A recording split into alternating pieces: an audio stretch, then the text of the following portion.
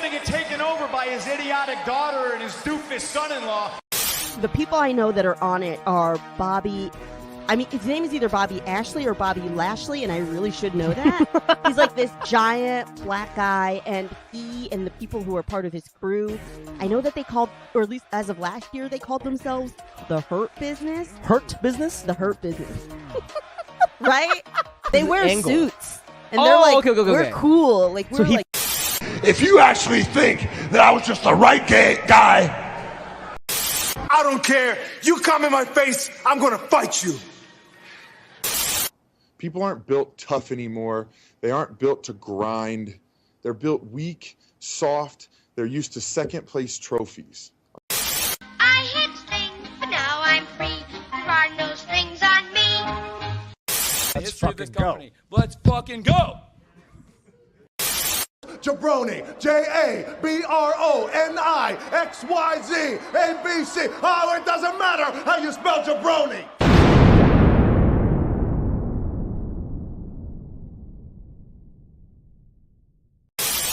What is going on, everybody? Welcome to the jaBROnis. I am your reigning, defending, undisputed jaBROni World Champion, Topher McCann, joined by the man in red. He's ripping it. He's flipping it. Mr. Mike Butler. Rip it and flip it, guys. I can't show it. There it is. Rip it and flip it. Bryce Harper's on it. It looks beautiful. He's returning soon. Lord knows they need him. So what is going on? You know, I had a very productive week, actually. I don't know if you can tell, and you can't because the box I'm in is too small, but I did some rearranging in my dojo. There's no longer a Phillies sign right there or a picture. That is a picture of Stone Cold Steve Austin next to the case that my legacy championship belt came in.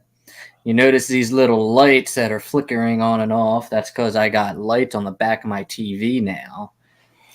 And off screen, up against this wall over here, all my titles. I moved my titles from the bar to the living room, or the basement, excuse me. They're all set up there. Yes, thanks to my wife, by the way, who is watching. So I legally obliged to say that. You did a fantastic job. Thanks. I don't even know what to get into first because this is a pretty interesting week. Yes. It started off at the very beginning of the week on Monday. There was a word of tampering with WWE. This all got kind of pushed away by Wednesday. It did, because for a minute, I had no idea what the hell you were talking about, but then I do recall. Mention it before we get into AEW Drama Night. That's what we call it now. That's it's not Dynamite, it's Drama Night. It's not Friday Night Fight Night or nothing like that. It's AEW Drama Night.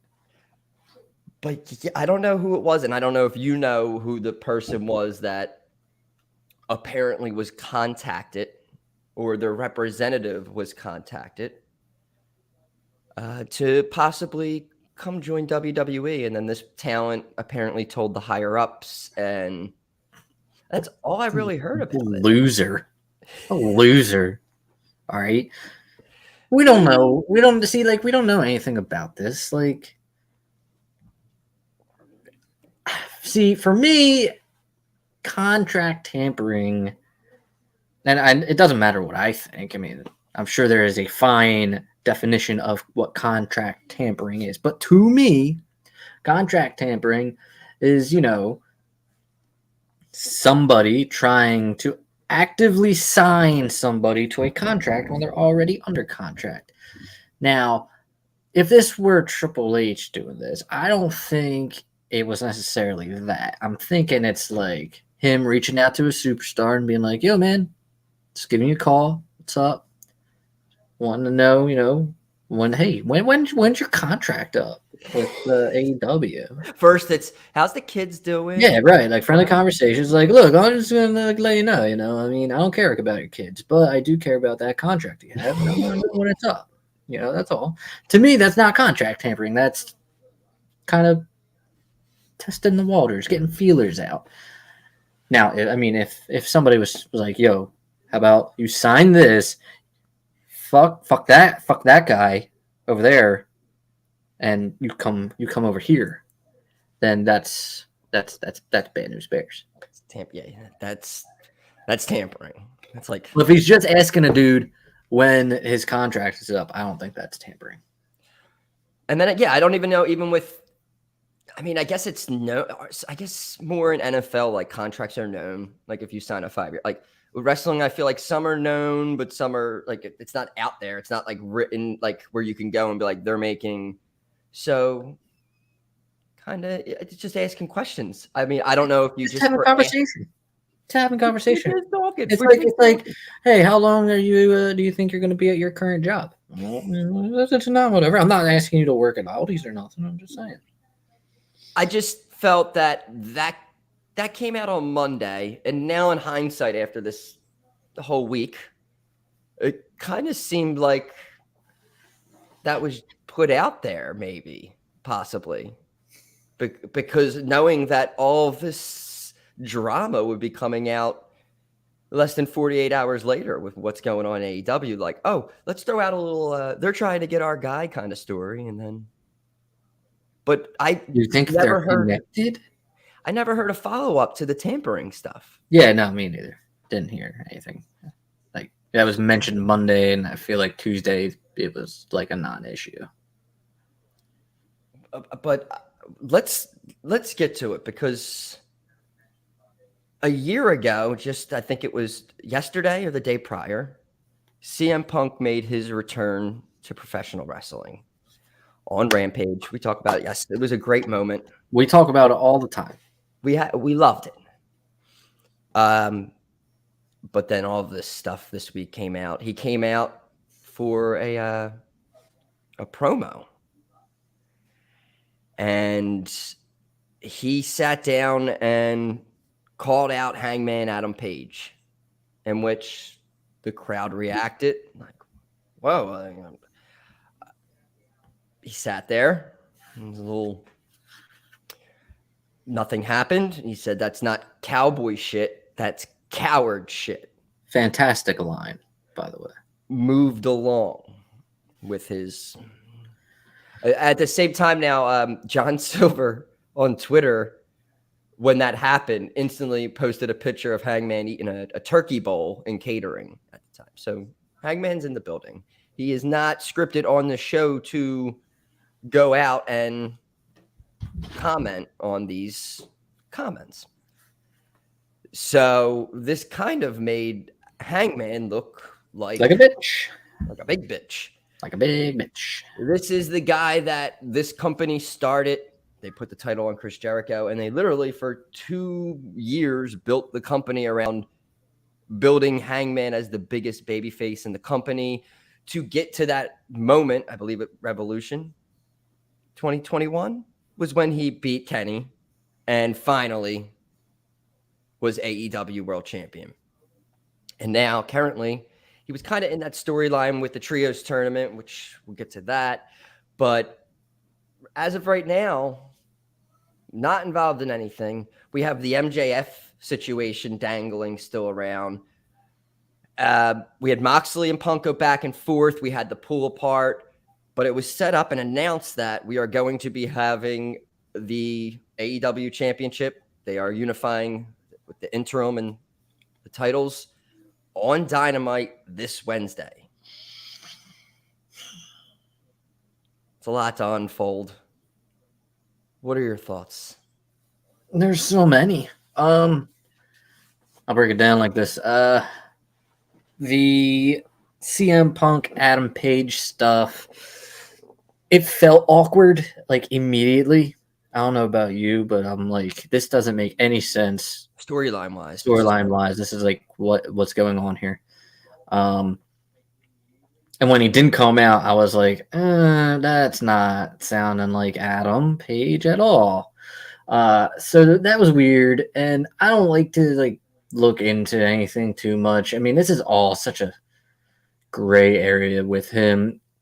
I'm not shocked if what is being said is true because it is CM Punk, and let's face it, as much as we loved him returning, he could kind of be a little bit of a bitch. Just saying. The Moxley Punk stuff, I know we go on here and we even talked about it Wednesday how we kind of make fun of how AEW brings up WWE like more than once in a show each week. He had double digits on that promo. He definitely did. The thing with this is I didn't mind it as much as the rest of the stuff that usually happens. I don't know. So it just hit different for me. It's like sometimes the shots don't. Yeah, sometimes the shots don't hit. Well, most of the time they don't hit me like well. Other times you get something like this where I was like, all right, this makes sense. But at the same time, it's like you got 2 ex-WWE guys in there. So, like, and yes, they're ex-WWE guys because they made their names. They're most popular in WWE. I don't care what they did before WWE. So they're 2 ex-WWE guys. And I guess, like, you kind of can't, when you have that, you can't ignore the fact of what they did in WWE, you know? So I think that's why I didn't really mind it. There's just there were good burns too. Yeah. The Shield reference, being the third. I mean, one of those references, I think he was saying that like Wheeler Yuta's better than. No, I think he was saying that. Yeah. All right, no, that makes sense. That makes sense because he wouldn't. There's 4. He has real heat with Eddie. No, wait, Eddie's not. Who's part of this goddamn black? Claudio, Wheeler, Moxley, and Daniel Bryan. It's not even a 3-man group; it's a 4-man group. Right. So he said he was the third best person in the group. So I'm assuming he meant. Gotcha. Yeah, I'm assuming he meant Bryan, Claudio, Ambrose, and then Yuta. Gotcha. Okay. And maybe even Regal's in there somewhere. But, yeah, like all those shots were like really, really good. And I didn't get when he said that, you know, he can be the heart and soul of AEW and Punk can be the dollars and cents. Is that because he's a draw, I guess? Because that's the reference in the press conference with Tony Khan about every single Dynamite, the first ever Last Dance, when he went through that whole rant and saying all the things that and fucking Matt Sydal he wrestled and fucking he just went on his little rant. But just everything I've heard about, I mean, going back to the Punk and the Page thing, I mean, wasn't scripted, wasn't planned. It's just very interesting. Do I think that he's leaving? No. But something's going on with this title match next Wednesday. So there was also reports that they were worried that he possibly would not be showing up to Dynamite. So we're already doing this. We don't know if not even a year in a year. We're a year into this. We're like, Punk could be a problem. Like I remember, like when they signed them, WWE commented, top officials were like, he's their headache now. So it's like, all right, we hear all this stuff. And then Booker T just recently, I was just scrolling through. He was saying, I mean, he said some wild stuff, but he was like, one of the main reasons why you haven't seen MJF in a while is because of all of this. And that is something dangling. If this is the greatest work ever, where this is all planned to have ex-WWE guys, both champions, wrestling for a title, and this is where if there's one of the top ways you bring him back, he sits and he cuts a pipe bomb at the top of the stage during the match, going like, oh, look what we got here again. Like, there's a way to bring him back with that. the Hangman thing. I mean, what is he doing at the biggest show coming up in like 2 weeks? He has to be involved in this somehow. So I don't know. And they're doing this match on TV. So I just are we getting a no finish? Are we getting like all right? So it's so weird. I don't. I at first I would have thought that we're definitely not getting a finish, but I don't know. I just don't know. And then I had something to say, but I can't remember it. I'll think of it. Sure. So this whole work situation, if it's a work or not. I don't think it is, and that's just because it's too elaborate. It's well, some of the guys that are are reporting this, or I forget who broke it, but like reputable sites, and they're putting, I guess, their reputation on the line if all of this is wrong, unless they're being fed terrible information. And if Meltzer is if Meltzer is the one who broke it, I could definitely see him being like, "Hey, Tony, I'll help you sell this," because Meltzer's like an AEW lackey. But aside from that, I don't think it's a work because so many people are just reporting this and reporting the same stuff. So unless all the sites are getting worked and they're gonna look real dumb if it is a work, then that's wild. I just think there's too many factors into it for it to even be to plan this out specifically. I mean, there's even the reports with Colt Cabana, which we knew that when the sign we're like, oh, I wonder what with Colt Cabana. I mean, he's with the company. They don't like each other. All of a sudden, he was removed from Dark Order. He's not been on television. It seemed like he was going to get released, and then TK signed him to ROH. I mean, all of that stuff still just seems like when Punk first signs, it's like, what are they going to do? Like him and Cabana don't like each other. So that would be weird for them being. And then you literally, if you look back now the past year, you slowly saw that they kind of pulled him off TV, pulled him from the Dark Order. Well, that's the thing. Yeah, you're signing them to this ROH thing, but what are you doing? You're just having pay-per-views. Like what good is a contract if you don't have the TV time for them?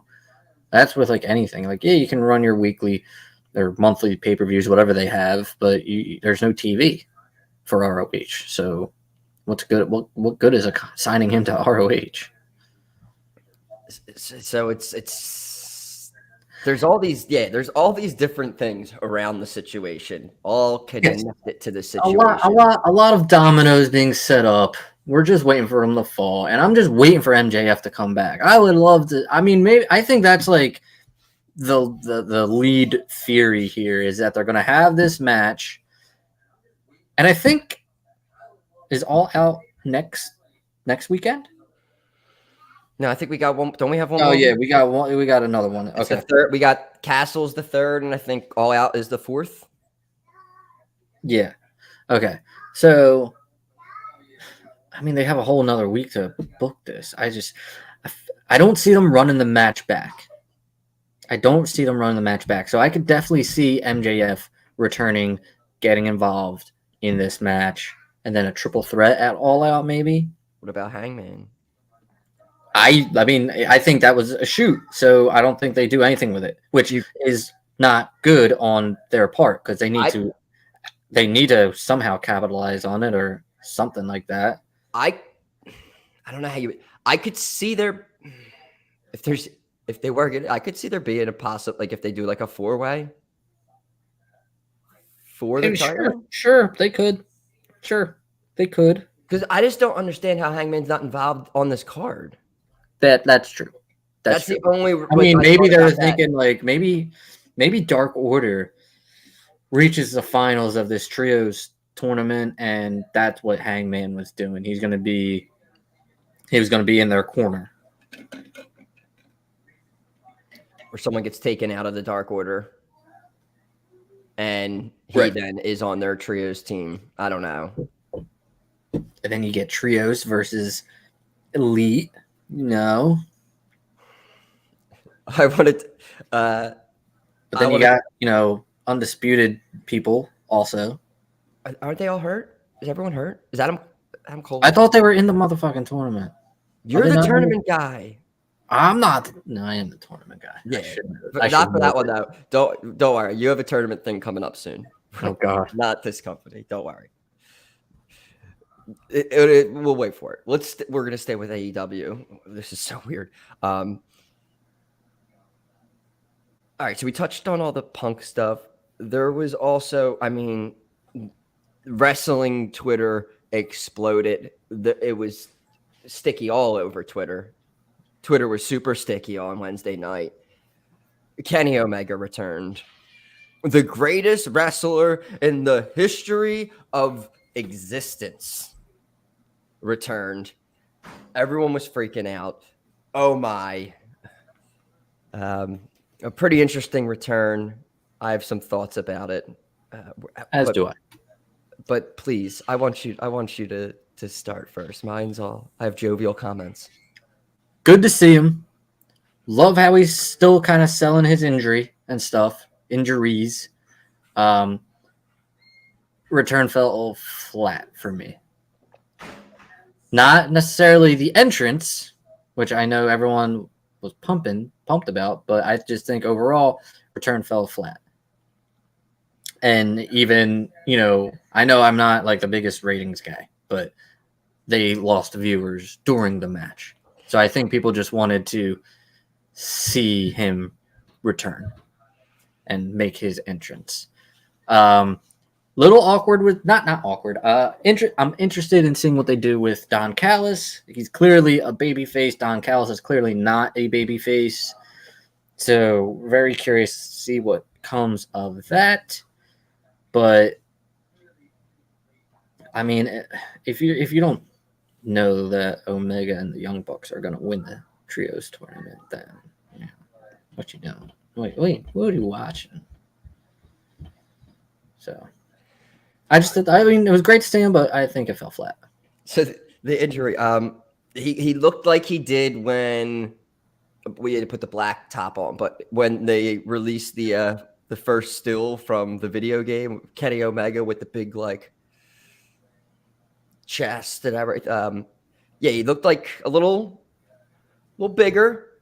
People were writing softcore porn fantasies on Twitter, oh my God, if they tell the story of him having all of this straps and shirts on, and it slowly leads to the finals where he's shirtless, these dudes were slowly jerking it. I do this stuff with Maximal Male Models when I write my fan fiction, but that's necessary. That is.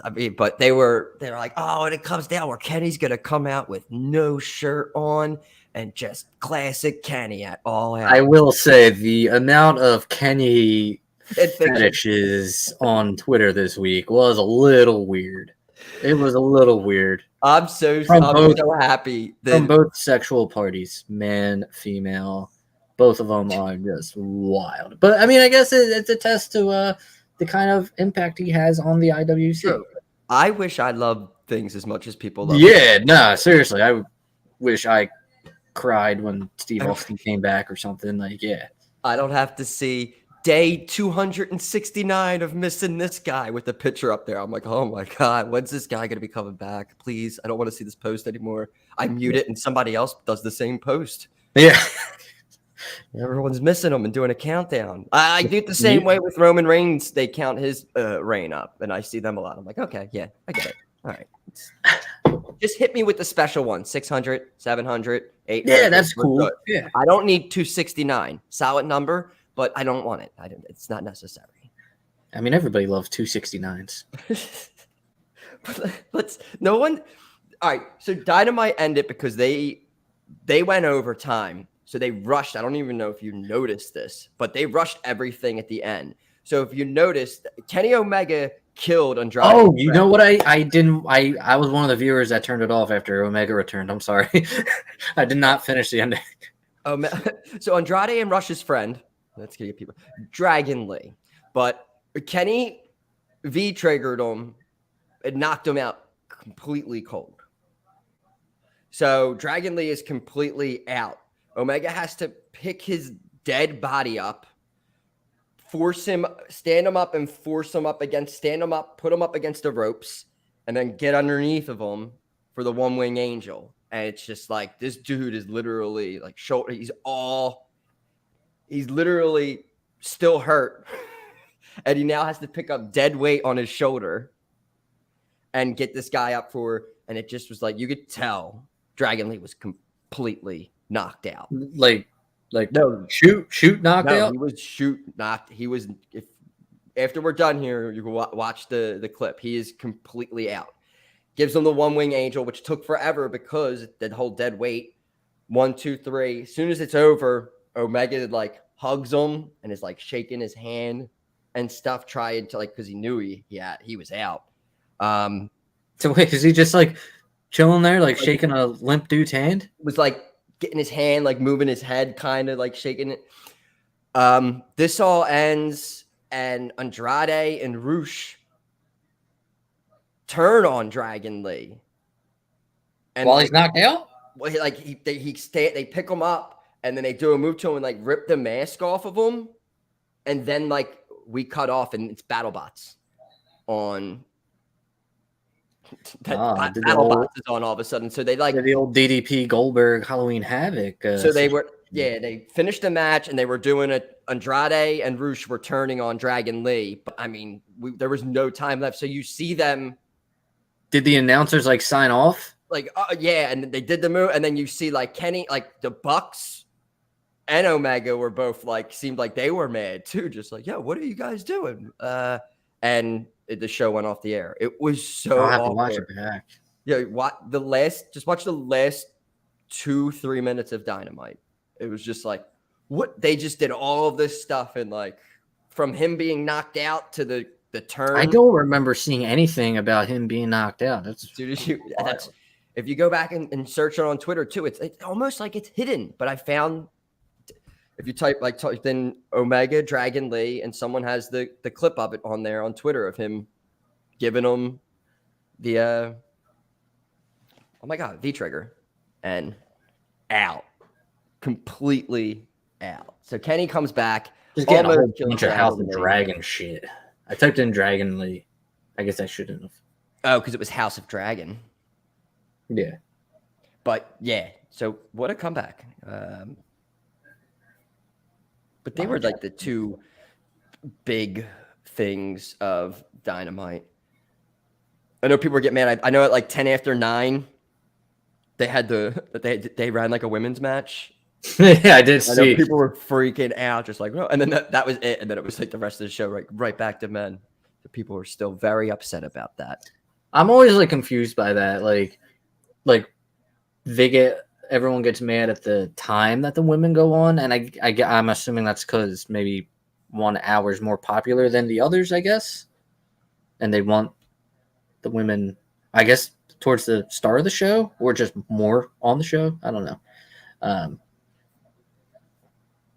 But yeah. Speaking of time, though, I know Corey Graves just said about with WWE with everything going on now that the big, it used to be like the 9 o'clock, like that 8:50 to 9:00 whatever was the big time slot where something big would happen. Like, but he was saying now with everything going on with the network, he's like the big times now, like the third hour is going to be huge for the show. So like they said that sweet spot now from like 9:50 something to like 10 after 10 is going to be like bigger things are going to be happening in the beginning of the third hour now. I would expect that, Monday Night Football coming right around the corner. So to get you to kind of swap over, that'll very be right around. To see the ideas Triple H could have for that.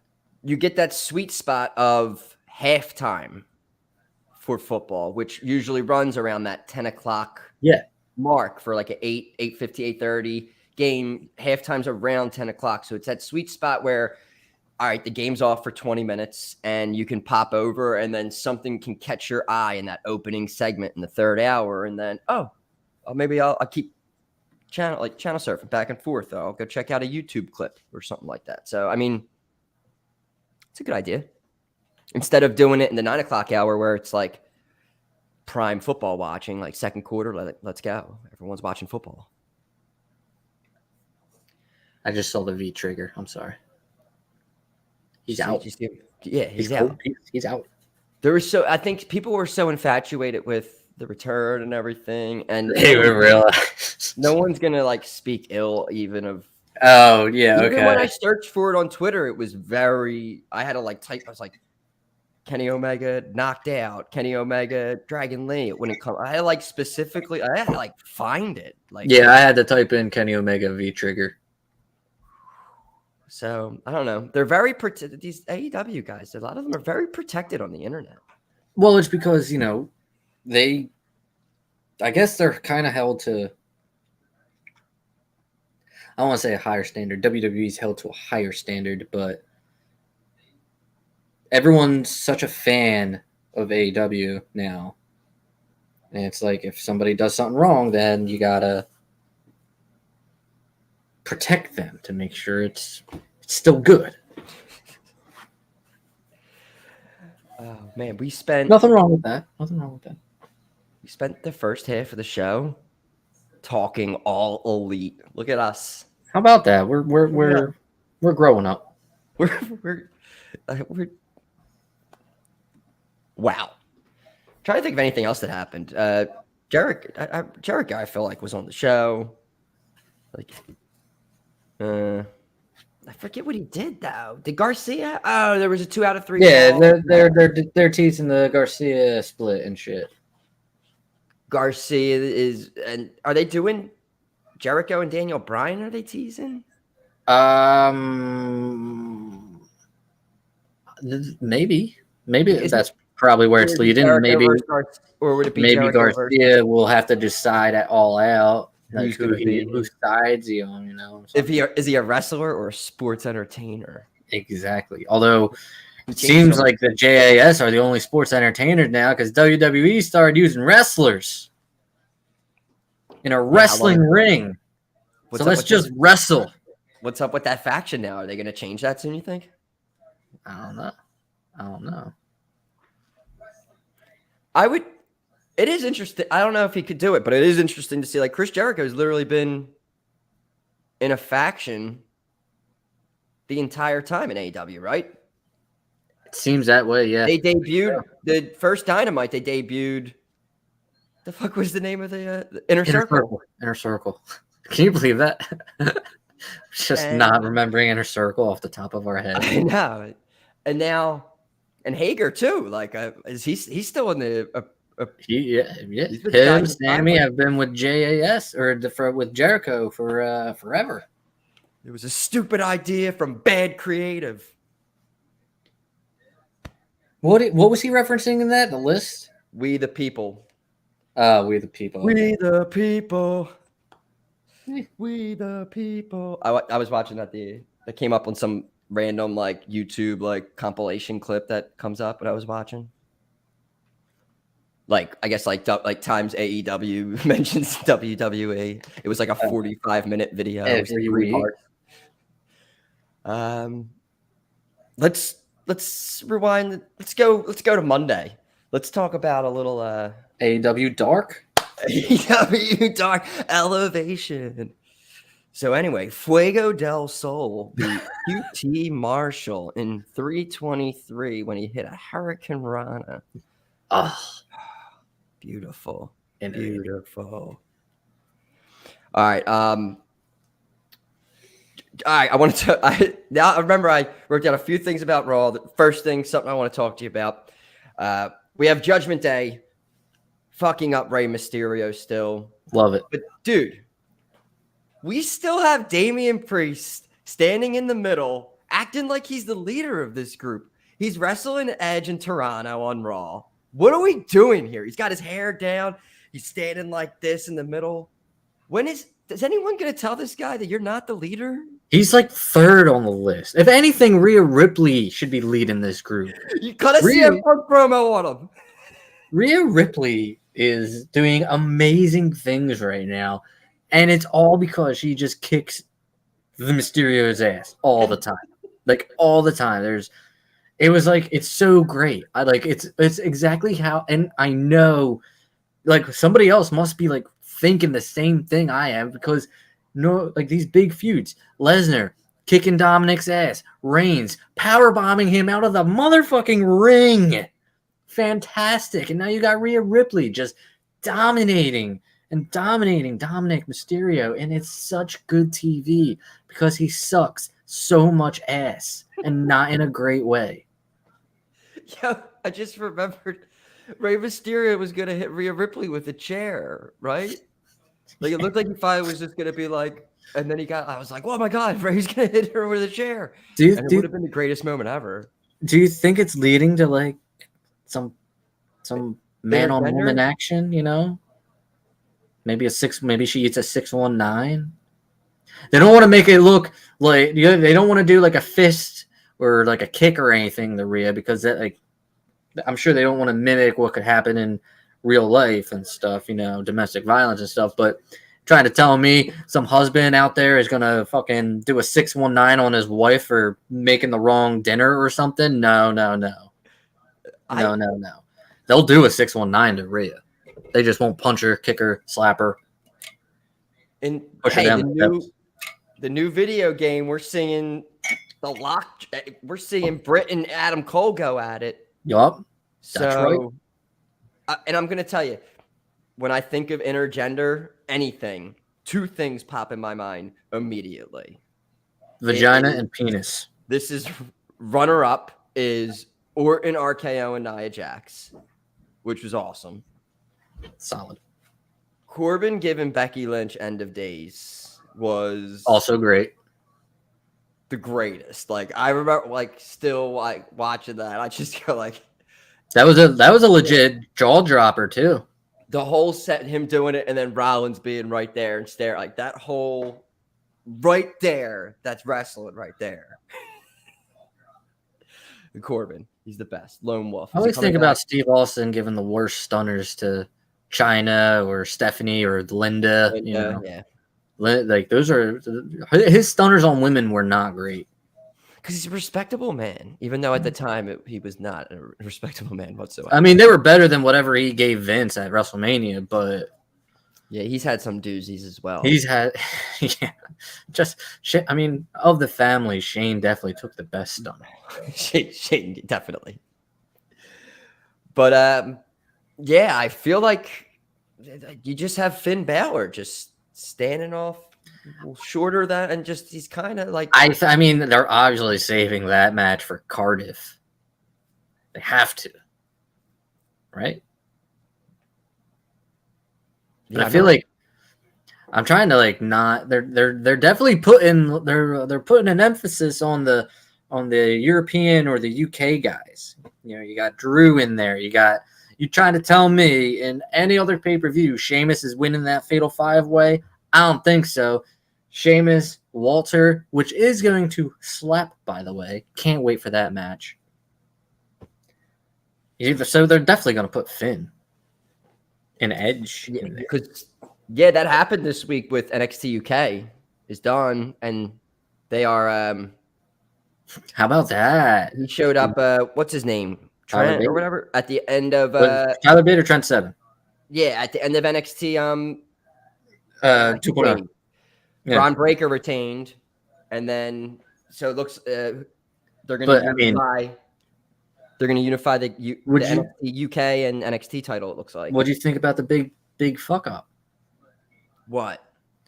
Did you not see that the NXT UK title is vacant, and they haven't aired who won the tournament yet in the UK? So when he comes out with the NXT UK title, it's one big spoiler.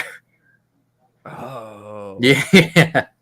I'm surprised you didn't see that. No, I didn't even hear that tournament is just getting kicked off. Why did they do that? I have no idea how that got past anybody there. No idea. Because it made sense. I mean, I didn't know that tournament was going on because I don't watch. No, yeah, neither do And I. I keep an eye on. I didn't even watch. I think I turned in to the end of. I think I turned it in towards that because I was like, oh shit, Tony D'Angelo, and I already missed it at that time. So I was like, shit, I missed Tony D'Angelo. There's no point. I'll just have to go back and watch it later. But I already heard what happened, so I was like, all right. But wow, that's funny. It's pretty embarrassing. Yeah. Yes. All right. I'm gonna need you to do this for me. This is for the first time ever. I'm kind of nervous. Like I feel like I'm being put on the spot here. This is the new segment here. I think you're going to do great at it. Here we go.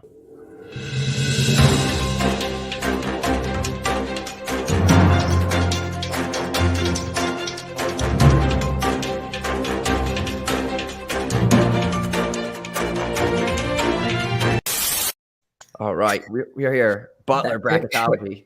That picture. We only own 2 stock photos of ourselves, and that's all we use until we get new ones. That goddamn chip. Till we get professional shots done, we were going to always use the same 2. This is Butler bracketology, WWE Women's Tag Team Championship edition. Last week, you basically said the tournament backwards, and you already knew what was going to happen and just worked from the middle all the way out. So I don't know. I need an update on what's going on in this tournament. Well, let me bring it up. Who else to go to but the bracketologist himself, our resident tournament advisor, Mr. Mike Butler. So let me bring it up for you real quick, okay? We're gonna speed this up. We're gonna get you all caught up. We're gonna do you a solid here. I know we had a replacement. I know that we had to get rid of. We'll get into it. All right. HBK told me about this. Yes, HBK. He read off a teleprompter. He runs. All right. So on Raw, we had Asuka and Alexa Bliss versus Nikki Ash and Doudrop. And let me tell you, the winner faces Dakota Kai, Io Sky. Got that right. Let me tell you, anybody who went into this thinking, yo, Nikki Ash and Doudrop, they're going to fucking win. Get out. Get out. There's a laundry room door. Get the fuck out. Can I just say, I don't like how she's a superhero, but since her partner wears a leather jacket, she came out in a leather jacket, but she's wearing like the Superman thing still. God, ditch it. Just ditch it. How's it still going on? I don't know. It doesn't even, at this point, it doesn't make sense. Literally, it makes literal 0 sense. Like maybe it made like 1% sense or 2% sense when they first did it. But like right now, it makes 0 sense. Like 0. She's not a superhero. It's stupid. Yes, anyway, right. I didn't pay attention to this match at all. And here's why I didn't pay attention to this match at all. I knew for a fact that Asuka and Alexa Bliss were going to win. I didn't pay attention to the match. So that was Raw. On SmackDown, if you don't mind, give me a minute. Yeah, I got to find it. We had an issue. So apparently, well, not apparently, definitely, SmackDown was in Montreal. Okay. And they have strict COVID-19 vaccine, rules. And I guess either Nikita Lyons or Zoe Stark, one of them's injured and one of them was medically unavailable, aka that person is not vaxxed. Because in this day and age, in this era where we are using the word hospital, we are using wrestlers, I doubt that they would have an issue bringing up an injury that somebody actually that happened instead of saying medically unavailable. Unless it wasn't I can explain this, I think. Okay. I think one's injured. Zoe Stark is injured. Yeah. They're doing it. I remember how we always said there's not enough women to do a tag team tournament. We're literally I don't think they have any more options to pull like a tag team together. So if they couldn't just replace her and throw another single wrestler in there, because it's just like, so that the Toxic Attraction thing, they just lost the titles. They're a tag team. I think they just swapped them in. I just think since one of them wasn't available to compete, they just said, they know she's injured, they'll just say the other one. I think it was just saying that they just can't compete then. But I don't know. I just felt like replacing her, like just keeping Nikita Lyons and just putting someone else in there with her wouldn't have. I don't know. I just It doesn't matter. It doesn't matter. It doesn't matter. So, and here's why it doesn't matter. So whatever they do their little thing. They do their thing. So Nikita Lyons and Zoe Stark, they're ixnay. They're gone. They're done. So Shawn Michaels comes in on Twitter Friday afternoon, announces all that nonsense, announces that Toxic Attraction will be making their SmackDown debut to face the team of Natalya and Sonya Deville. Boy, I felt all types of great shit about this. And first off, they're part of the, dare I say, second best faction in all of WWE right now in Toxic Attraction. Oh yeah, I said it. Sorry, Judgment Day, but I said it. I'm not gonna lie, I've not seen much of anything of them at all. I mean, they're running NXT. They're running the NXT women's division, okay? When people think NXT 2.0, most of them think Braun Breaker. I'm thinking Toxic Attraction, guys. Toxic Attraction and Pretty Deadly. That's who I think of. Anyway, so now you got Toxic Attraction in against Natalya, Sonya Deville. In this match, Bayley, Dakota Kai, Io Sky, Good stuff. buy tickets in front row. Bayley is there trashing Michael Cole like the good old pandemic days. Love it. Fantastic stuff. Bayley just heckling Sonya Deville and Natalya. Not so much Natalya that I noticed, but definitely Sonya Deville. Fantastic stuff. And Toxic Attraction wins. They win, and I think they're going to face Raquel Rodriguez and Aaliyah, unless it's Aaliyah and Shotzi won. That I don't know. That I am not up to par. I think didn't they lose because I think Shotzi's wrestling didn't she wrestle Liv Morgan? You would think that there was an updated bracket. Oh, here we go. Yeah, all right. So your updated bracket, we have the semifinals coming up. Io Sky and Dakota Kai will be taking on Alexa and Asuka on Raw this Monday. Then over on the SmackDown side, you will have Toxic Attraction against Raquel and Aaliyah in the semifinals. Now, this situation could go either way. It could go a whole bunch of ways. Obviously, 4 possible ways. But I'm going to say this. I'm going to predict this right now, the finals. And Triple H loves his bangers. And since I'm assuming this tournament ends at Clash of the Castle, we're going to get all the non-Americans. We're going to get in that match. I'm thinking Io Sky, Dakota Kai versus Toxic Attraction. Boom! Write it down. You got winning the whole tournament. Io Sky and Dakota Kai. 100%. The faction, yeah. 100%. And Toxic Attraction. I think Toxic Attraction is going to have a nice little run, and maybe that will even lead to the whole group getting brought up. Yeah, but I think they can't. They can't do that, especially with like NXT tag titles on that brand. And Io Sky, Dakota Kai, definitely gonna. Oh wait! There's a 6-woman match at Clash of the Castle. Oh yeah, they already announced that. Yeah, so I don't know when this is ended. Maybe that changes it. Maybe that changes it. There's the 6-man tag, 6-woman tag at Clash they're doing. So wow, they've done a terrible job building that. So this, I guess it'll probably end on either a Raw, I guess. If they do one match on Raw, one match on SmackDown, and then the next Raw they'll do the go home Raw. They do the finals. Yeah, I guess so. Like that. So, see now it's like, is one of these teams going to get involved with the other? I scratch it. I undo everything I just did. Undo everything I just said. I don't know what's going to happen. All out. It's definitely going to.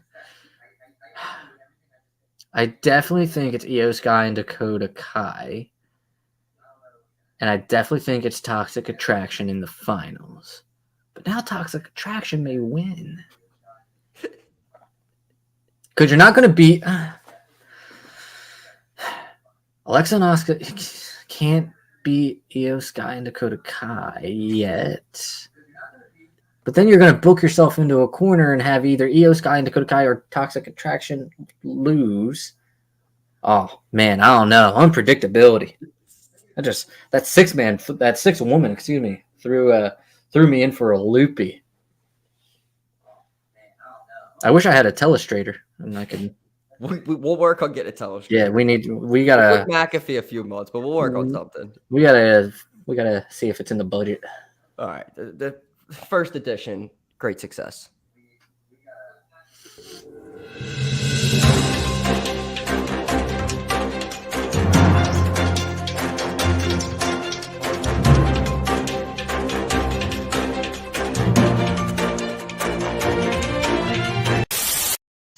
Update that graphic now. Fantastic graphic. Very well done. It keeps changing all the time. Shawn Michaels keeps telling me all this different shit, man. I know. All right. I don't like how I don't like this Ciampa, man, with the Miz. I don't like this. All the green. I think you just give it time. I think you give it time. I know, and I think we're gonna. But I can't. It's just. I understand. I understand everything that you're saying. I understand. I get it. I hate it myself. But don't worry. It'll be okay. It's gonna happen. I trust the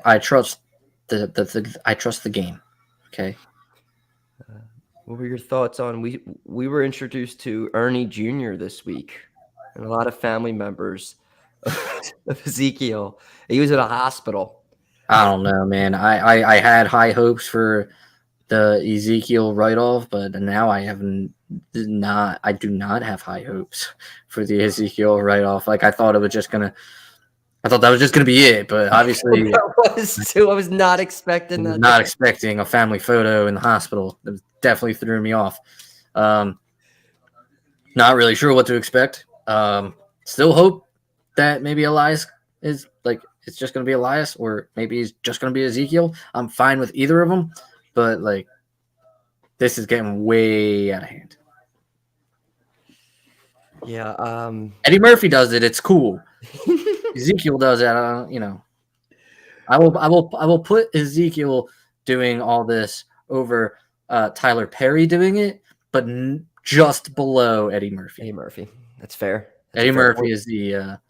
It goes Eddie Murphy, then it goes Mike Myers, then it's Ezekiel, and then it's Tyler Perry. And if you don't know what I'm referencing, I'm talking about playing more characters than one, playing a whole family of characters. If you don't understand that, you're a fool. Jackass. There was a big segment where I think at the end of the day, the only people that really kind of looked bad in it was the Usos, but we had a segment with Drew McIntyre. And then KO, the prize fighter, came out. Then we had a banger match. It was a banger match. It was a real good match. Fucking love that match. And then this match can't end. This is one of those, this is definitely ending in a DQ. Like, none of these guys are losing. So, the Usos make sense. But it's just like, the way they did it was, I was complaining a week ago where we had I've seen a lot worse DQ finishes. Yeah, that we've a week ago or 2 weeks ago we were talking about we had a count out. We had there was 3 on one Raw. Yeah. But when it's done like this, where you got to see KO have his moment and stun McIntyre and get out of there. And then the Usos come in after McIntyre, and then he turns it on him, and he gets his comeuppance. And it just Drew still looked good. KO looked really good, but the Usos they just looked bad out of all of it. That's about it, which isn't a bad thing, but they can afford to. Yeah. But I was okay with this. The Usos were not available for SmackDown or whatever, and instantly they called and said border or whatever, and I was like, yeah, with like the DUI and all that stuff or whatever. Like they're not. I didn't know Canada was so strict. Like, damn, like you gotta be a goody two shoes to get in there. Border, like, shouldn't have you guys should have been there like this afternoon. Like, why are you guys? I always hated that. Like calling us now. I always did. Like, I don't like. They should Sometimes be I arriving get in the where it's like when Austin would arrive like during the show, like whatever. But at times it's like, Austin, you just arrived at the end of the night. Why bother coming? You know, you're just gonna have to drive all the way back. You're supposed to be there at like 2. Look at the run. Yeah, like, it's like a whole fucking day thing. Man. Trying to tell me you just got paid $20,000 or whatever for your 20 minutes of time, which I guess happens, but. And also, if you want this entire Raw it's been happening past few weeks.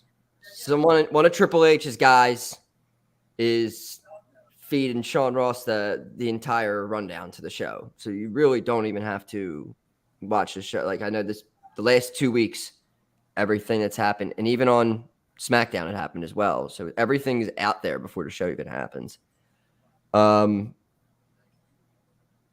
there was no, I think when the hit row thing, like literally just said hit row there, like, okay, like, so with this Riddle thing, that was on there too. So it looked like Riddle was gonna announce his future, whatever. But Riddle was, so Rollins came out. Riddle's doing the whole via satellite thing. No, he's there. It's official. We're doing Riddle and Rollins at the Castle. We had a squash match with I don't know, like a frail. It was like a frail version of me. Well, no, he's ripped. He had like a 6-pack. It was like a more ripped version of me. It was like some dude with like hair up in a bun. He was doing the little Brock Lesnar bounce around thing, like getting out of the ring and jumping back in the ring. Veer like ripped his clavicle and cervical and everything out in like a minute though. His name was Bo Keller. Bu Keller. Bu Keller? Bo Keller? Beaux. The lesser known Keller. He can see and hear. It was great. I loved it. I don't know what they're doing, Veer, at all. I still think Veer shouldn't be having this paint on and everything. Veer should be coming out. Yeah, I'm kind of hoping for more of the Playboy thing he does on Twitter. Be a maximum male model. Might be heading that way. I'll take it. Bobby Lashley, AJ Styles. Loomis shows up. Banging match.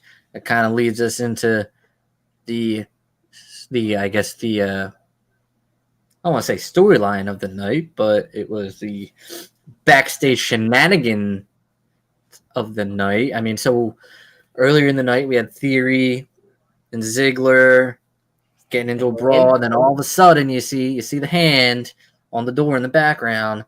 It's like kind of doing that thing, and I could have swore at first glance that is the motherfucking Wyatt's hand. It said heel. And then looking at it, it's definitely Dexter. And then you had Drew on his way out, and in the background, people putting out like a fire. It was like a trash fire. I think that's all we got. I tried paying attention this week. But that's what it is now. It's like almost like a Where's Waldo. It's like anytime you're watching something that's not in the ring anymore, there's like something possibly could just be going on in the background that's going to makes you pay attention. It makes you, maybe if you're watching a show and you know how you just your phone's and you're just like, oh, absolutely. Like that's exactly what I would do. But this Monday, I was like, anytime backstage segment happened, I was like, I'm like, what was that? Was that a bird or where's Ramblin' Rabbit at?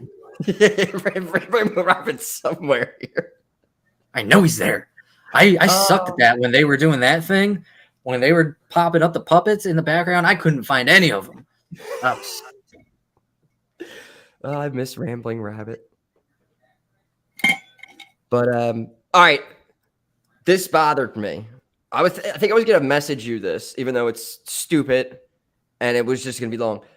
We had a non-title 24/7 match. Why is this stupid? You know, it just conflicts what the title is. It is a 24/7 title. That means it's defended all the time. If you have a non-title match with someone you just brought back, we all know what's going to happen. This title should always be defended. And after the match was done, you have them all stand. And I know they don't want them to have this title because the company thinks the title's shit. But after the match is done, Dana Brooke is just laying there in defeat, and there's 3 women in the ring, and no one just like puts their foot on her and just pins her for the title, or no one comes out for it all of a sudden. The match is over, so those rules are done. So I'm just following the rules of the 24/7 title. The match was done. It's over. It's up for grabs.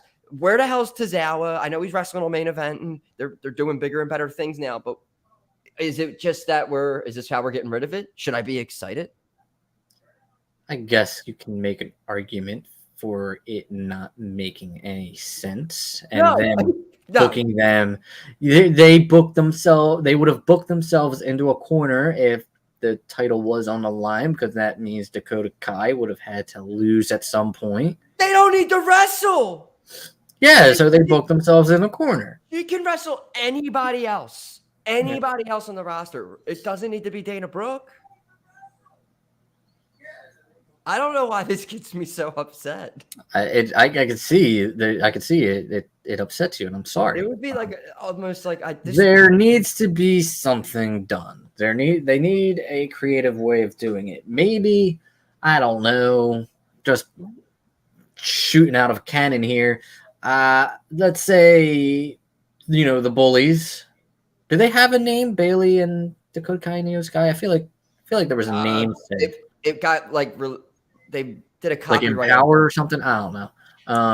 They did a trademark on something that's supposed to be the name of it. So anyway, let's say they're the bullies of the locker room, right? They don't care about the 24/7 title. Okay, so let's say next week on Raw, they're bullying Dana Brooke. They steal her title. They fucking throw it in the trash or something. I don't know. Do something there. There you go. It's done. Or put it through a fucking shredder or something. But this is what I mean though. That should have happened on Monday. This is the perfect opportunity for them to do it. Get it, throw it in a trash can, put gasoline in it, and throw a match in it and set it on fire and be like, that's done. We're not on shows with titles like this. We're done. I don't know. That's maybe they have plans for it. I think that would have been a really clever way to get rid of the title. I'm saying maybe they have plans for the 24/7 title that doesn't involve destroying it. Maybe they have actual plans. Maybe they're gonna revamp this shit. I don't know. Let's have a 24/7 fucking title. If we're gonna do it, we're gonna do it right. No, get rid of it. It's so bad. I think it looks stupid. I didn't think anything could look more stupid than all blue or all red titles, but an all green title is pretty bad. And it's like Braun Strowman's all green title is way cooler, man. The greatest Royal Rumble. I look at that title with more relevance than this 24/7. Well, yeah, I mean, Braun's had it for the longest time now. Oh my God, should we start doing that on I gotta go. I'm gonna start doing that. Day whatever of Braun Strowman being the greatest Royal Rumble champion. It's got to count back. Yeah, no, it has to be available somewhere, and then we'll Google how many days since. How many days has it been since? And I'll put pictures up randomly on our. All right. Solid content. Great. Braun. Yeah. So that really bothered me. I even put a star next to that. Whoa. And there was a couple question marks. Whoa. Probably should have been my jaBROni of the week. And then we had main event Duff. was a great match again. Really, really good match. Don't know where it's going. Yeah, I thought maybe something would happen afterwards. The match ended. See, we're accustomed to it. We're already getting accustomed to the cliffhanger endings. Can't happen all the time. So we all have to chill. Okay, there's gonna be times where we're just not gonna we're fucking pumped about Triple H's booking. It is fucking fantastic. But you know what? We liked Vince McMahon's booking at one time too, didn't we? And then we grew tired of it. But don't do that. No. In the 90s, we were all about it because A, we didn't know what the fuck was going on. B, we didn't know the word booking even existed. And C, we fucking loved it. So, but as we grew up and grew older, we were tired of it. Triple H right now, doing great shit. Doing great shit right now in 3 weeks of doing it. Doing great shit. I like just the only thing I like about I like how I feel everyone seems more loose. Just commentary, the whole just turn like people saying things like you got Michael Cole saying El Generico, and there's just like things where it's like it just that on that side of things, it's like cooler to watch, and just knowing that since we know so much that this is more freedom with a lot of things, it seems. So I've often debated to just mute everything on Twitter that has anything to do with wrestling, like words wise, not like pages or nothing, but words, so I can actually be like surprised. But then it's like I wouldn't know what to talk about on this show. It's hard to be surprised on here. There's one thing I have to hold that now. There's one thing that happened on SmackDown that's going to have to be my jaBROni of the week thing. It's not a good thing. Something happened with one of the factions that I love so much. Oh.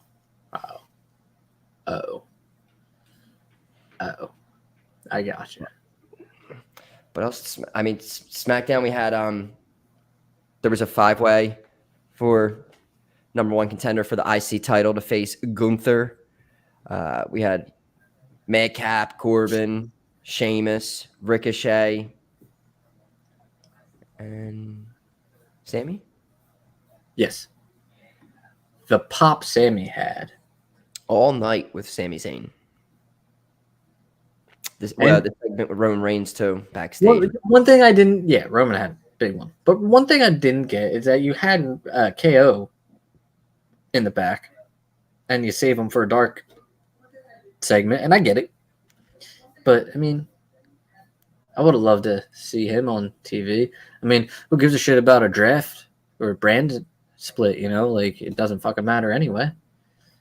He also said, too, he was go for all the titles, so why not all of a sudden come out, you're 6th guy. I'm in this. Right. So, anyway, that was just my nitpicking. But, yeah, they had this. There was a backstage segment with Roman and Sammy, which was very entertaining. Finally, Sammy has been building up, trying to talk to Roman for, it seems like, months.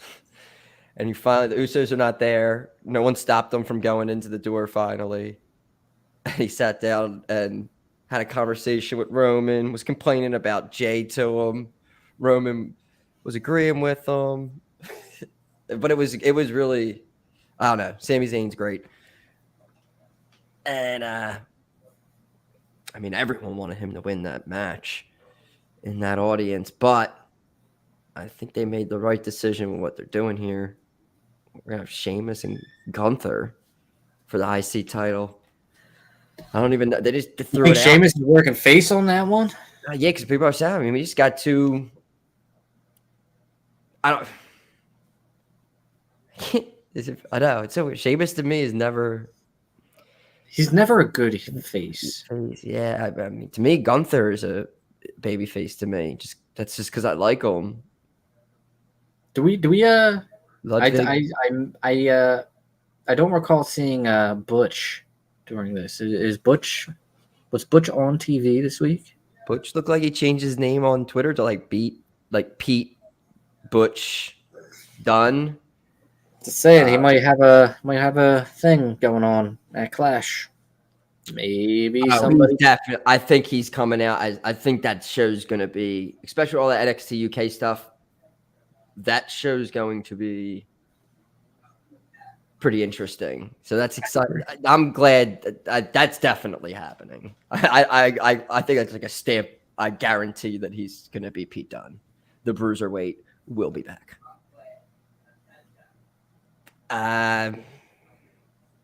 What else happened on SmackDown? Ronda. Ronda, yeah, she wanted her she wanted to be reinstated. Yeah, and then she got arrested. The whole, back of the cop car. So yeah, this really did again. It's better than what she was doing, but I mean, I think it's kind of too late for me. Like, I'm still over her. So that's Shayna Baszler reviving her career. I mean, I just don't. This is all going to lead to, which I know it's going to happen, but it's like she should win the title, and she's not going to. You don't think she's winning the title? Shayna? Yeah. No. Interesting. I want her to. Bad. It's all built up. Gosh, she kicked her in the head. It was great. She acted like she was going to step on the arm again. She stopped and kicked her in the fucking head. I think she's winning the title. I hope she does. I think she is. She needs to be. Dude, there's nobody in. I think there's too much dominant women. People. Dominant women, like Brock Lesnar-ish, like MMA fighting. Recently, it's literally been Ronda Rousey and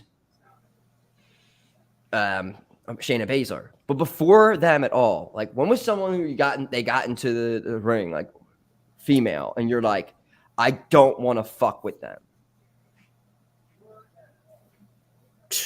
I don't want to fuck with them. Like a Brock Lesnar. Probably. Beth Phoenix is definitely one that I did not want to fuck with. Intimidating. Jazz was another one I did not want to fuck with. And then Shayna was definitely one I did not want to fuck with. Those three came immediately. When you name them now, it's like, how long ago have we had something like this? So that's why if you think, like, during the Divas title run, like, there was no, I mean, aside from Beth, there was nobody else. And I'm not taking anything away from, like, Charlotte or Becky, but it's like a lot more of they're ripped. They're way more ripped than I am. Yeah. But they're more of, like, more petite built, like, fantastic wrestlers. Nothing against them, but I just mean that, like, intimidating. The dominance. I wouldn't want to, like, bump shoulders with Shayna Baszler walking down the street and be like, oh, and like, I get my.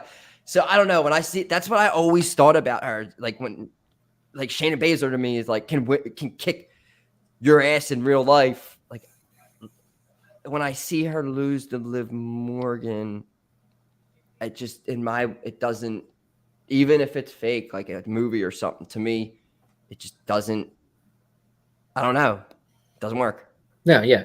And I think there's just way too much chatter online. Not that this really is like the end all be all to how they make their decisions, but I do think that there's a lot of people saying how she hasn't been a good champion. I think that there's just way too much of that to where they're like, yeah, this reign will continue. And I think they take the title off of her. Oh, I hope. Oh, I can't make predictions.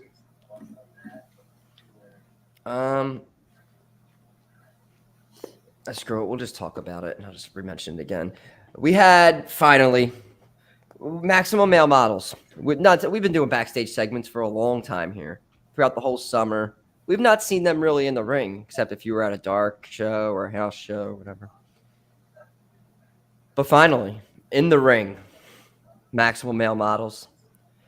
They're talking, and then I was just completely everything about them that it's been hyped for 3 months completely gets ripped away from me as Hit Row comes out. I don't think that. Do you think they were buried?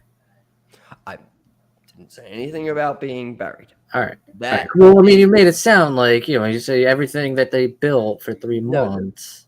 The man with 3 H's will make sure that they get buried properly. I believe I'm sure, but this is one of those Vince things. Maximum Male Models was like a Vince thing, and it was like for a few weeks it was like one of the most talked about things on the show. Triple H now gets Hit Row back. We have not seen a program with Maximum Male Models yet at all. This is going to be their first program. It's going to be Hit Row's first program back. Maximum Male Models should not be losing their first program, but this is just going to be like Judgment Day. Like you're starting something and it's already just like now you're just going to destroy it. We have Edge. We're cool or whatever. Oh, you're good. This Maximum Male Model thing is going to look like a fucking joke. They looked like a joke getting knocked out of the ring. And then it was one of the worst songs that was ever sung, ever. It was like, not to say, like, it was it was cringe as shit. Like, I felt embarrassed watching that. Like, Top Tower, we back, we all the way back. And it just was, I was watching, just like, what are you guys doing? You guys were not, this is Maximum Male Model time. I'm trying to watch hot dudes in the ring, okay? Fuck this. Whoa. Just kidding. I don't think it's as bad as you think. Now, hear me out. It was The song got me mad. like the segment wasn't good. The segment was very bad.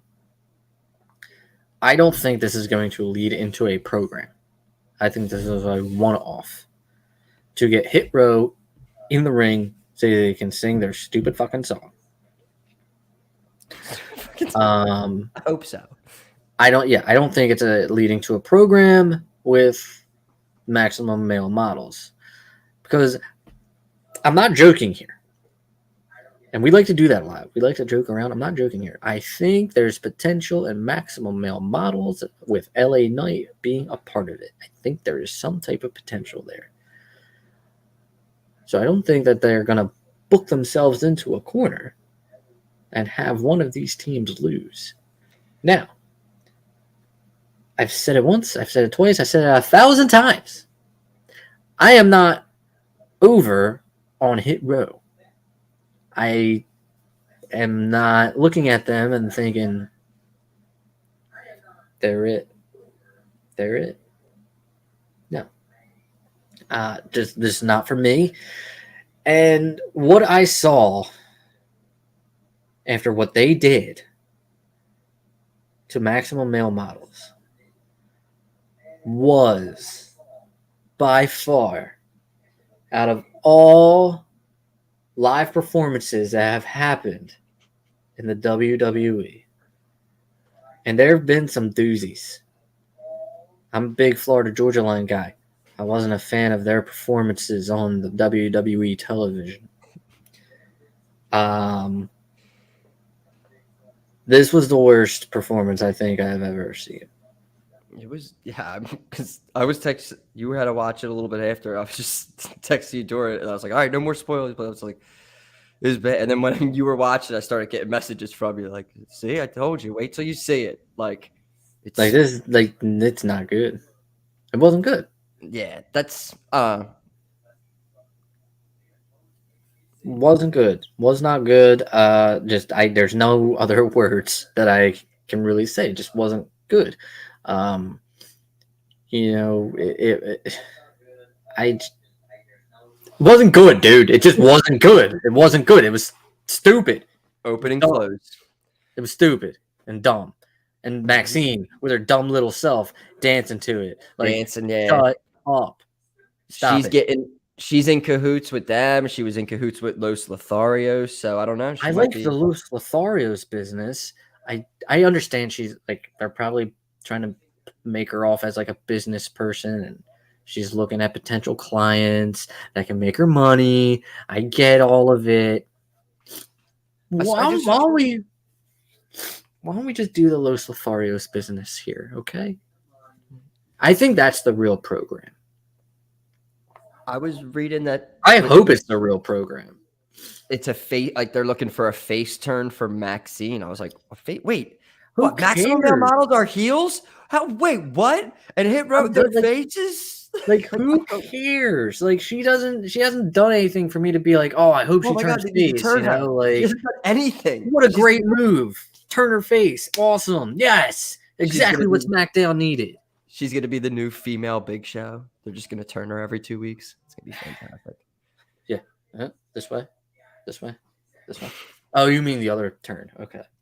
I got you. We're an hour 20 something. All right, let's do jaBROni of the week here. Let's do jaBROni. Johnny Cena went to town riding on a pony. Rock stuck a feather up his ass and called him a jaBROni.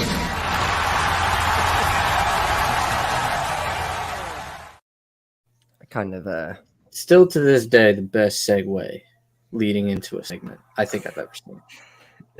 It's all because of Dwayne. But this is the one where I kind of already shot my load on two things that actually surprisingly got me more hyped than I thought it actually would. So do you got your I mean, I do.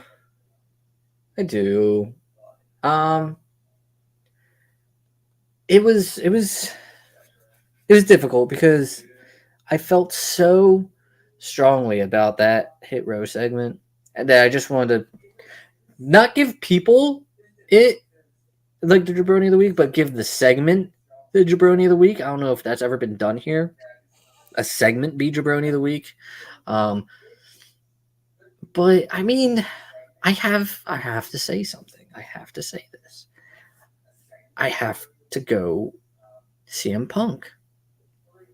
And here's why. Now, I know earlier we discussed whether or not these words were being factual of what was being said about him not being happy and stuff. And he even made an Instagram post saying it was the best year of his career and all that stuff. And all that's good and everything, but I'm not buying it. I think he's being a baby back bitch. And you know what? That pains me to say. Because at a point in time, he was one of my favorites. He was one of my absolute favorites. There wasn't a day where you wouldn't catch me doing something related to CM Punk. Whether it was wearing one of his shirts, listening to his theme song, watching one of his matches, I was doing all of it. Just leading up to from his debut in AEW all the way to now, just soured on me. I don't know if it was maybe bringing WWE up way too many times, not letting go of the past. And like people have made the argument, dude, he almost died in WWE. Okay, I get it, but I still feel like even that story was iffy.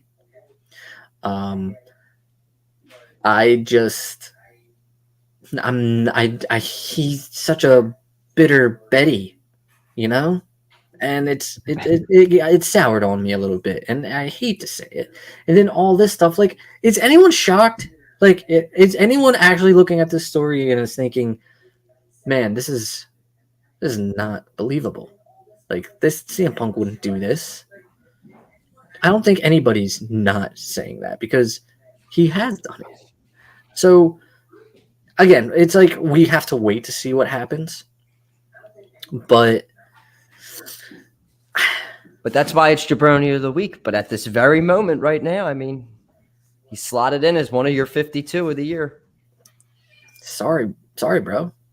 And CM Punk is jaBROni of the week. I'm also hopping on with you this week with that one, along with, I mean, he said originally when he came back, the helping young talent thing. And it started out like that. Like Darby Allin, Seidel, like he worked his Hobbs. He went through all of MJF's, the pinnacle to have the match with MJF. Like, I mean, MJF technically beat CM Punk twice in one match. Like, but it seems now where all of this has changed. I know everyone saw that promo with Triple H from back in the day, saying all the things like, well, like hearing this now and seeing like Triple H is the baby face in situation.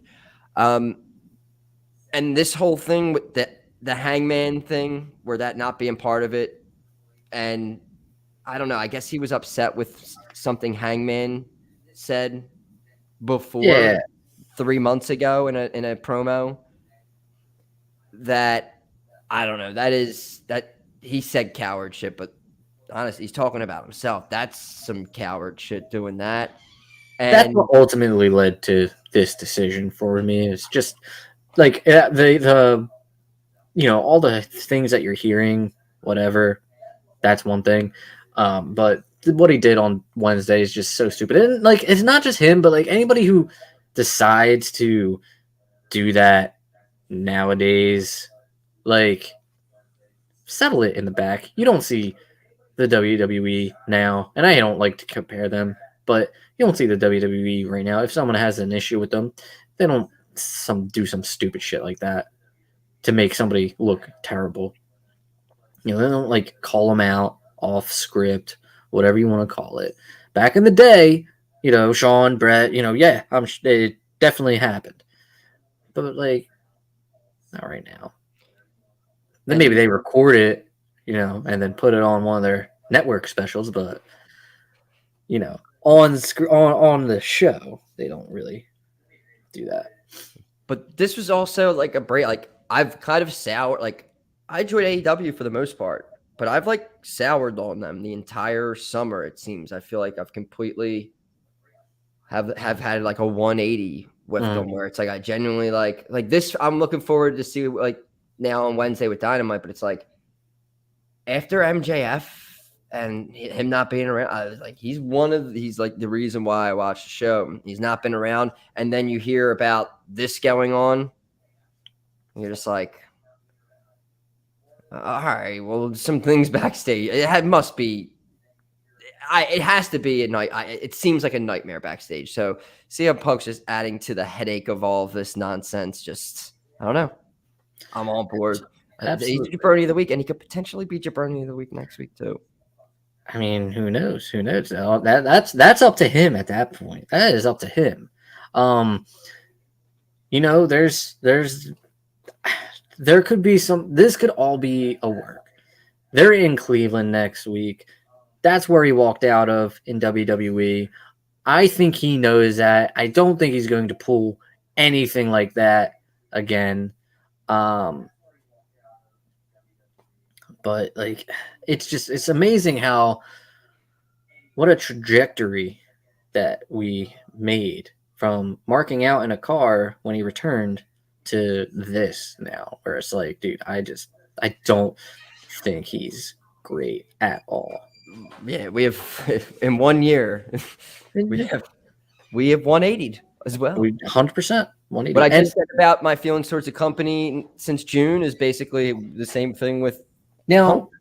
Going with what you said about souring on the product in itself, I agree, but I'm also giving them a little bit of leeway here because they had their injuries and stuff, and they haven't had MJF, they haven't had Omega. Sounds like everyone's going to be back soon. No, they have, and they've been putting on good TV. It's not that, it's just nobody's watching it. My draw, like the segment for the last 2 years has been what the hell is MJF doing? Mm-hmm. So when that, like, it's, I don't know. It's just like you watch, like, I mean, if you're watching an Iron Man movie and Iron Man isn't on the screen until like the last 20 minutes, I'm going to watch the last 20 minutes. Like, I don't know. It's just, I'm going to watch, like, randomly turn it in and be like, and then my attention span's not there with it. That's the thing. I mean, Agreed. CM Punk, Jabroni of the Week. Johnny Cena went to town riding on a pony. Rock stuck a feather up his ass and called him a jabroni.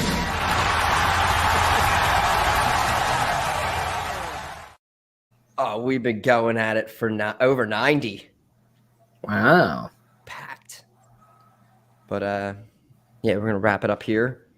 Next week we'll be back with the go home episode before prediction show. Nuh-uh. Yeah, it's the go home, and then we come back the following week to make the predictions. Any final storylines will brew next week, and then the following week we make. I thought you were saying it's to go home to the pay-per-views. You're saying it's to go home to our go home. I got you. Yeah, go home inside and go home. Okay. This is an inception. But you can go follow us on Twitter, jaBROnis Pod. I'm Happy Jabroni on Twitter. He's Madcap Jabroni on Twitter.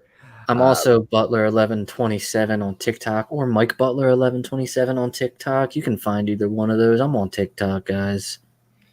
We also change after 30 days, you could change your YouTube channel to not be a bunch of numbers and letters and nonsense. So we are youtube.com, the JaBROnis Pod.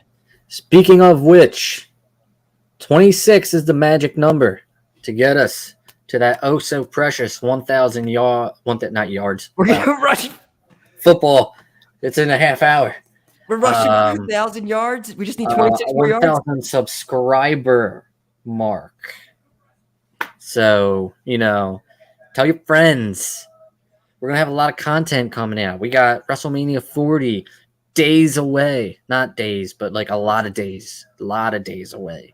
But still, it's in Philly. We're going to be there. By hook or by crook, we're going to be there. All right? So... it's gonna get popping up on this channel. Yeah, and we're gonna have plans on doing more like video, like maybe a couple different video series things besides just episodes of the show. We want to start. Yeah, so, I just rearranged my whole room down here with my wife. So she took all of my AEW crates and she did a fantastic job. And I'm gonna show it off and I'm gonna make that a YouTube video. Boom.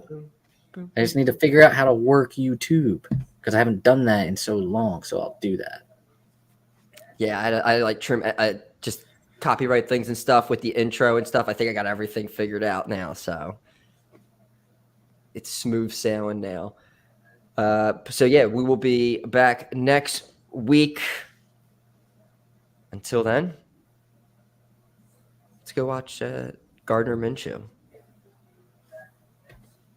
JaBROnis. Out. JaBROni, JaBRONI, XYZ, ABC. Oh, it doesn't matter how you spell jabroni.